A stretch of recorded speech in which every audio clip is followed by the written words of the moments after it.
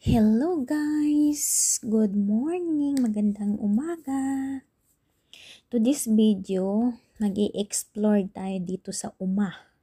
Tinatawag dito sa amin ay farm, bukid. Yan, daan tayo dito sa malawak na ilog ng Pasig. This is it. This is Pasig, Iloilo.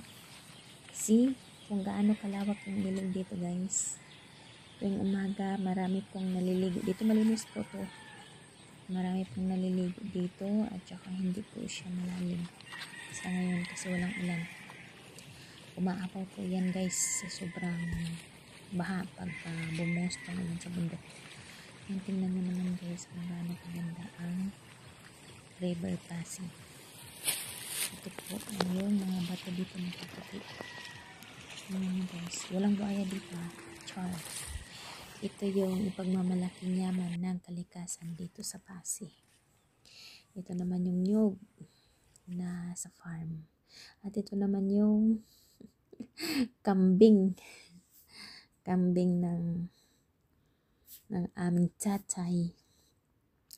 Ito po yung alaga niya. Nanghingi po yan ng pagkain kasi tanghali na. So, ganito lang po simple ang buhay dito sa probinsya. Ayan, kailangan mo kausapin itong mga kambing.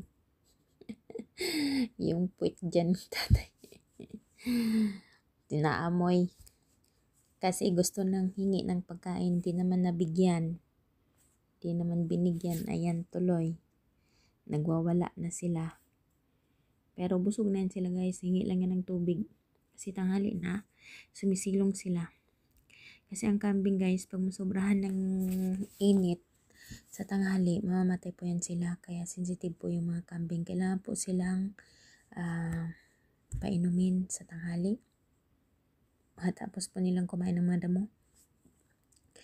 Dahil yan po yung kondisyon sa kanila. At saka yan po yung kanilang habitat. Kasi mamamatay po talaga sila pagka walang tubig at saka sobrang init. Ayan. Ito po yung masarap katayin. Kawawa, no? Kasi malambot po yan, tsaka kilawinin.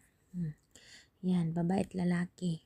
Dalawang babae, isang yan, turo po yung brown na medyo may itim-itim sa liig. Yan po siya.